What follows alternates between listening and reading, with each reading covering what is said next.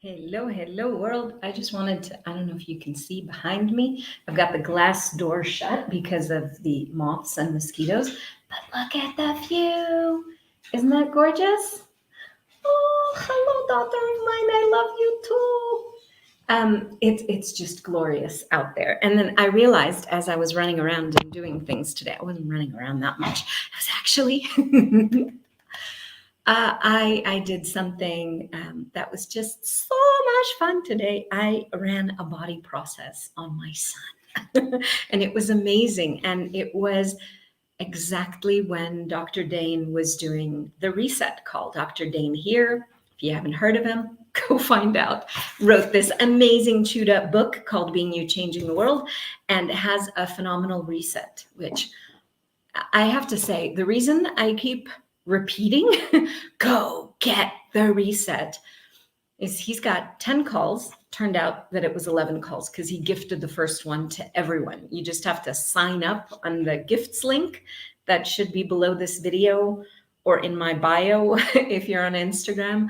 And it is absolutely getting gray hair? No. Getting silver hair, thank you. Or possibly platinum. I don't know. Definitely, it isn't gray. It's very sparkly. And how does it get any better than that? And thank you. Looking good. It's a thing, you know. It's a choice, actually.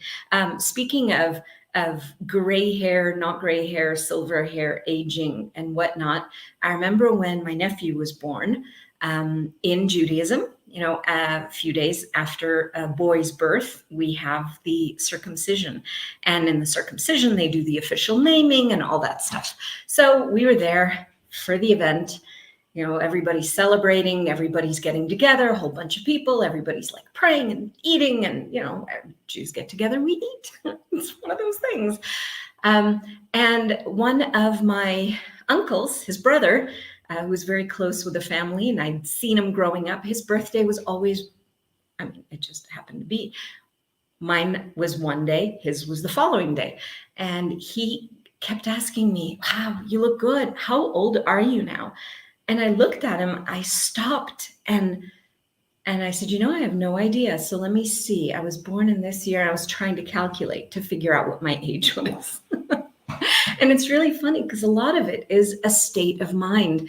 And I'm going to bring this back to what I put for the topic for today. I don't know if I'll stick to the topic because I'm kind of out of control that way, but the topic is control. So how much do we control our aging process, our use by date, our this is what I'm going to look like at this age, or this is what my body has to act like when I reach certain points. I have to sigh a lot. I have to krechts a lot. I have to walk with a cane. I have to bend over. I'll never forget one of the get-togethers that we had with my father-in-law years ago. We were in the mountains in the northeast of the US, and we went on a hike. Family hike. Cousins were playing together and just having a good time. And grandpa was there, you know, like hunched over and the hand on the bottom of his back. And then the kids wanted to act like grandpa. You know, they were acting like different ones of us on the thing. To act like an old man. What did they do?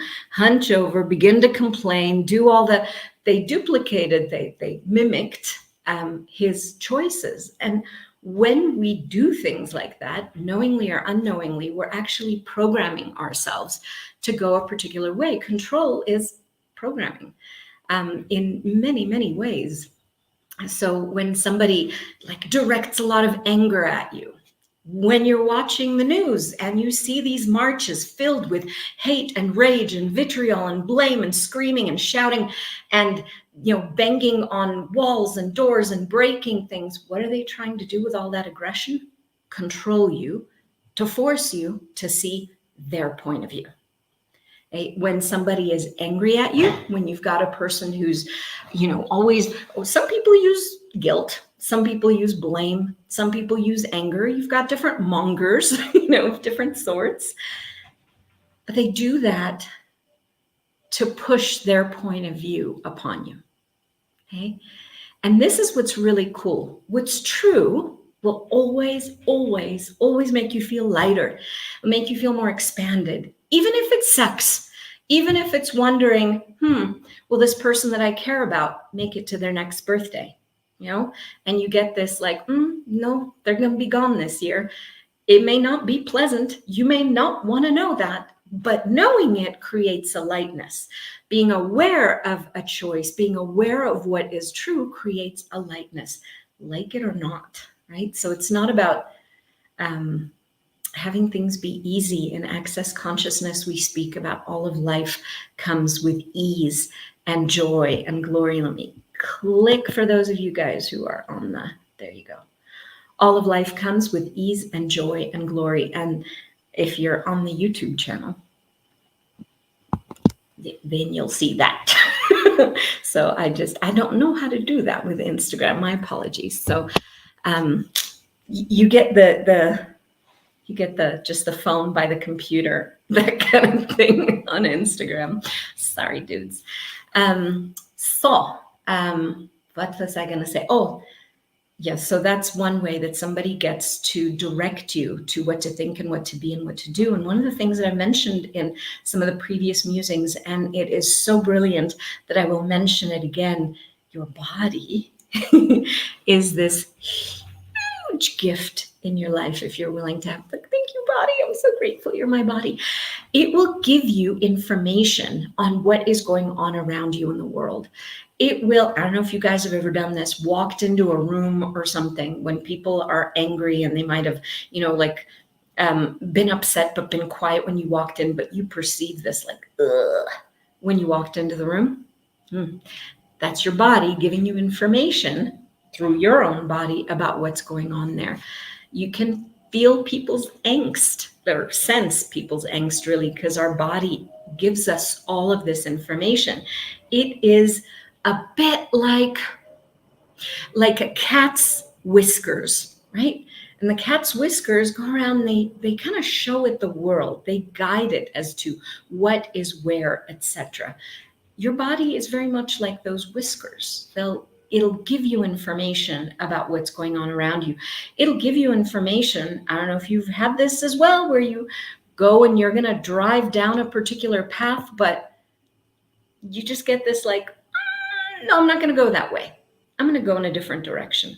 Some people call it intuition. Some people call it gut feelings. The thing is, it is your awareness guiding you. One of the things that's rather curious, I suppose, that Gary Douglas, the founder of Access Consciousness, would say, you ask about everything, including about chewing a piece of gum. Like, what future, if I choose this, what future will this create? Because he says, even something as silly as a piece of gum, what if you happen to choke on it? What if you happen to be taken to the emergency room? Follow what creates lightness, expansion, space, this like, that's what's true for you. Follow that. If anything is contracted, heavy, sticky, yucky, if somebody's trying to push a point of view on you and control you with their point of view and direct so much force and effort and intensity, then you get information about that. You get a lot of information. You see where they are functioning from. You see what's high on their agenda. And it doesn't have anything to do with you. It gives you information about them. So when you're a person who is aware enough to know that you know, and I'm still learning. I've been playing with these tools. I got this book in 2011, and I've been playing with these tools for a lot of years. And the more I use them, the more I catch myself. This is never about being perfect and always about asking a question. You're never stuck unless you decide that you're stuck. And then you are, because our point of view creates our reality. But if we can take any situation and go, well, what's the gift here? How can I use this? What information am I receiving? What else is possible here? Something else can begin to show up. So 10 minutes in, I think I'm going to start speaking about control. So I'm going through the survey of the facilitator survey that we have, this open book test once a year before we go to the certified facilitator training. And I I am a slut for the reference materials. I happen to love them. As a friend of mine said today on a Zoom, "You're such a good student, Rachel. That's just so cute," because they were looking up something and I was able to look it up and give them the information. It was just so much fun for me because I love curiosities and I love finding stuff. And that reference material is full of stuff that you go, where the hell did this come from? Like, what is this about? And it's really, really amazing. So one of the topics that we're exploring in our survey is called being out of control. And if you don't know this, on my YouTube channel, there is an entire playlist of myself and Dr. Helen Gitlovich, who is my bestie, doing out of control clearings. We did them for 100 days. And what is the invitation? Somebody goes, out of control. What on earth do you mean by out of control? Well, out of control means that you know what you know. You know what's going to work for you. You're going to follow what you're aware of, not allow yourself to be bent, folded, stapled, mutilated, stomped upon by anybody else. There's another element to that, which is really interesting with the word control. If you've read the How to Become Money workbook by Gary Douglas, if you haven't, best 88 pages on the planet, I think. It is the original foundation of Access Consciousness. It is channeled. There are 13 questions, I believe, and like 13 chapters and an introduction. This was all channeled during a live class, and it was written and put together as a transcript, as a book. And there is so much between the words, even, that invites you to being more of you. And one of the things that the facilitator is asking us to be, Raz, won't get into who Raz is right now, but brilliant being, Raz says, I am control. In those days, we would use am. Am, nowadays, we know is more of a definition. It is sticking yourself in a little box that you've defined. I am Jewish. I am a woman. I am middle-aged. I am a mother. I am. All of that comes with all the rules and the regulations and the gifts and the rewards and the this way and that way, and basically puts you in a little box. But one of the things that Raz invited us to be is to be money, is to be awareness, is to be joy, and to be control. And what is control? Control is this knowing that this is going to happen.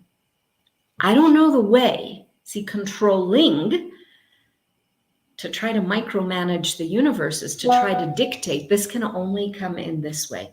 I've already decided, and I've spoken previously on one of these musings in January, don't know which, about decisions. It comes from the word in Latin, to cut off, decaedere, to cut off anything that does not match that decision, that judgment, that conclusion cannot show up for you. You literally cannot see it. It can be staring you in the face, just like that thing that you might be looking for in the kitchen cabinet, and you go, it's there, but it's not.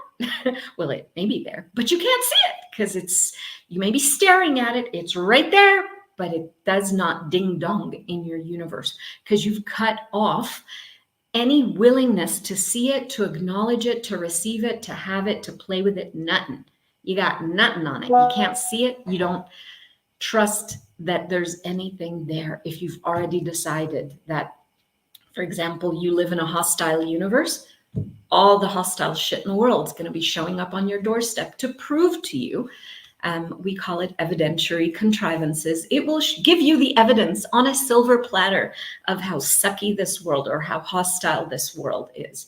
If you have a point of view that money is terrible, that there's going to be, this is going to suck and that's going to suck, guess what? You're going to get more of that. Your point of view creates your reality. I felt this or I experienced this when I was in a horsey class, and I was petrified to get on the horse. I had this strong sensation of falling off, like I'm going to fall off. And I was duplicating something that had happened before. But if that's my point of view, am I going to relax? Am I going to allow myself to receive from the horse? Am I going to allow the horse to carry me? Am I going to allow myself to actually have a good experience? Or am I predetermining that this is terrible and horrible? And when we go into decisions about something, like I said before, nothing that doesn't match them can show up in our universe. So where you may be able to receive things in an entirely different way, when you decide that you can't, it just doesn't show up in your universe. So that's being controlling. That's micromanaging. Oh yeah, I can earn more money, but it has to come through this way and through that way and through whatever I've predetermined, as opposed to just literally being open and saying, I wonder how this is going to show up. So when I facilitate a class, for example, I don't do it very often. So whenever I do one, you might hop on periodically. I rub a couple of brain cells together and have some fun and look at things in a really interesting way. And facilitating is really about making things more ease in our lives, in other people's lives, if you're willing to play with it. And we never know where it goes. It goes because we're willing to be out of control. It's not linear. We follow the energy and the energy moves, as do we. And how does it get any better than that? So where was I going with that? Oh, so when I have people register for a class, I don't assume it's going to be a particular number of people or that it's going to look a particular way. I stay with, well, I wonder who's going to show up. I wonder what this is going to be like. I wonder what else is possible here. I wonder, how does it get any better? I wonder what I can contribute. A great question I love to play with is, what contribution can I be today? What contribution can I be to consciousness? What contribution can I be to awareness? What contribution can I be, hello, kitty, to an entirely different possibility on the planet? I have no idea how it's going to show up. I don't need to tell the universe how to do its job. I can just ask. And we do live in an ask and you shall receive kind of a universe. So if we're trusting, if we be that control, knowing that what we ask for in its due time will show up, however way it shows up, it is a very different energy to be and to walk through the world than the energy of desperation, of frustration, of blame, of trying to force anything into fruition. So, that's a different take on it. Most people don't speak about control in that way. When you are willing to be control, that trust, that knowing that it's gonna show up. I've asked for it. Universe, you're my partner. You got my back here. Show me. Show me. Universe, show me something beautiful. Universe, show me how this could turn out better than anything I could imagine. Universe, show me the beautiful energy beneath this. And based on that reset that I've been recommending over and over and over again, Dr. Dain's reset, links below, this particular one, compared to the one he had in October. The one in October was great, it blew our worlds apart and is very, very cognitive. This one is oh so energetic and so different.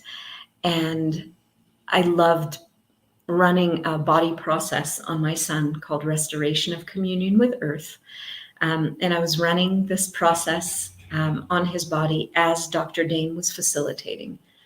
And there was just this melty energy of receiving, of presence, of nurturance that was available for my body as well as I was running this process on him and for his body also. And it was really, really intensely interesting, and being willing, being able to be present and to receive, not cognitively, not linearly, but truly receive. Is absolutely beautiful. And one of the things that Dr. Dain said is that sometimes when we get these awarenesses, when we get information, when we have the change, that we've been asking for, and it shows up different than we may have imagined, or that we may have decided that we're only willing to recognize it if it comes in that kind of package. Sometimes it's uncomfortable as all heck, like really intensely uncomfortable. The thing we were speaking about today was how many of us were like, you know what, stop this planet, we want off. We also happen to be aware. There is a beautiful app called the Access Consciousness Who Does This Belong To app. As most of us that are, at least are attracted to these kinds of conversations are so highly aware, we perceive things that are going on in other people's universes. And in this case, there was a lot of that going on in other people's universes. This sense of, I'm done. Like, what the hell am I even here for? And it was funny because I'm running this process. I'm melting. I'm grateful. I'm like, wow, this world is so magical.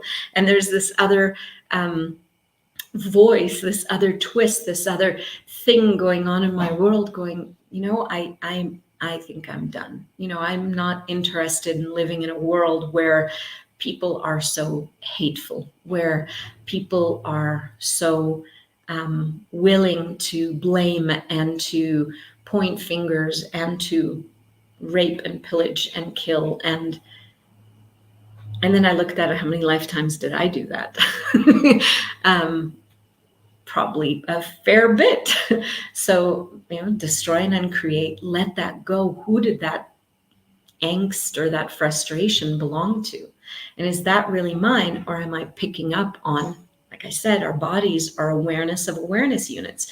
We're getting information about everything, thoughts, feelings, emotions, pains, intensities, you name it, we perceive it. It's our spidey sense. You know, we are so aware of everything that's going on around us. So is it even ours?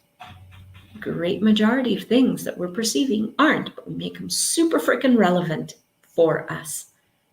That's a really good way. If we're feeling guilty, if we're feeling petrified, it's a great way to pull us right back into this polarized system of control, into this is right and this is wrong and this is good and this is bad. So one of the clearings that we use a lot, and it is in that YouTube playlist, that 100 days of all sorts of out of control clearings.